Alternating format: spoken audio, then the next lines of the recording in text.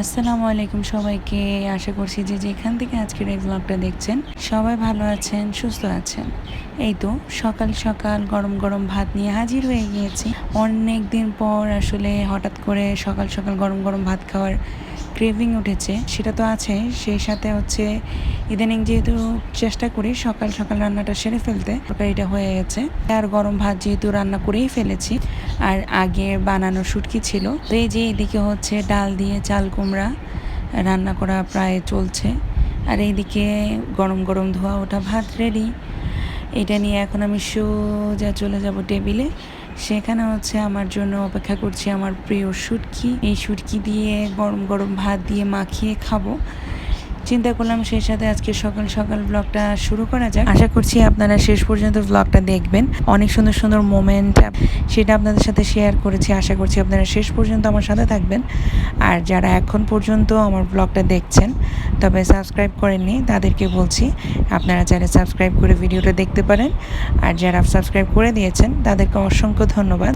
আর এই তো দেখতে দেখতে কিন্তু গরম গরম ভাত নিয়ে একদম সুন্দর করে মাখিয়ে খাওয়া শুরু করে দিয়েছিলাম। তো হঠাৎ মনে পড়লো কাঁচামরিচ ছাড়া তো আরও বেশি এটা অপূর্ণ হয়ে যায়। কষ্ট করে আবার এই এত মজার খাবারটা রেখে আমাকে যেতে হয়েছে কাঁচামরিচ আনতে। তারপর 8:30 বাজে হঠাৎ প্ল্যান হলো যে শপিং করতে যাব।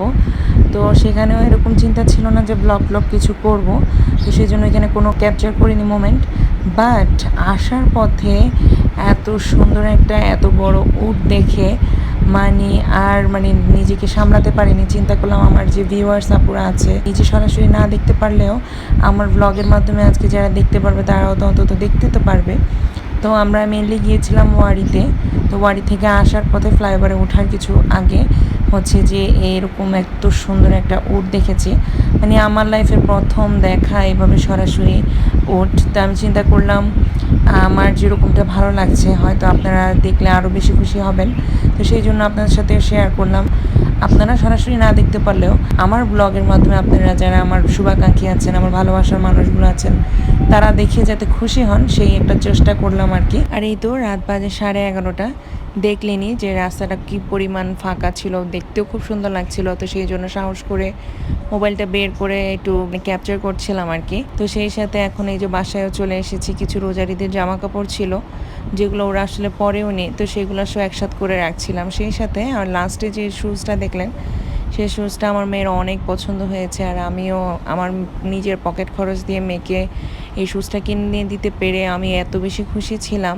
আসলে স্বামীর কাছ থেকে নামমাত্র একটা 1,000 টাকার পকেট খরচ নেই, তো সেটা দিয়ে আসলে সব কিছু তো আসলেই হয় না ঢাকা শহরে যে অবস্থা। তো তারপরেও মেয়ের জন্য যে এই খুশিটা কিনতে পেরেছি এটা ভেবে অনেক অনেক আনন্দ লাগছিল।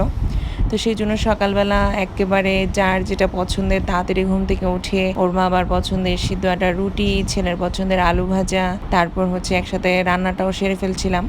ভাত বসিয়ে দিয়েছি। আর এইদিকে তো এখন 10টা বাজে, তারা এখন ঘুম থেকে উঠেছে।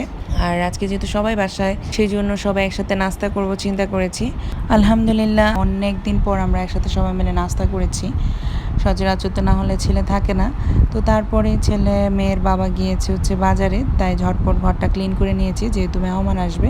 আর শেষে তো নাস্তা দিয়ে দিয়েছি ছেলে মেয়েকে। তো এই তো এরপর মেহমান চলে এসেছে, নান আদার দেন তাহমিদ তাসফিয়ার মামা। দোনো মামাই এসেছে তাদের সাথে দেখা করতে। সেই সাথে তাদের জন্য ঈদের জামা নিয়ে এসেছে, সেটা দেখে তো তারা খুব খুশি। আর মেয়ে তো হচ্ছে মামাকে অনেকদিন পর পেয়ে বড় মামার হাতে লাঞ্চ করে নিল ভালো করে। সেই সাথে লাঞ্চ করে বড় মামা ছোট মামার জন্য চলে গিয়েছে। আর তার বাবা গিয়েছিল গরু কিনতে, বাট সেদিন যদিও গরু আর কিনতে পারিনি। তবে আজ এখানেই বিদায় নিচ্ছি। সবাই ভালো থাকবেন, সুস্থ থাকবেন। আল্লাহ হাফেজ।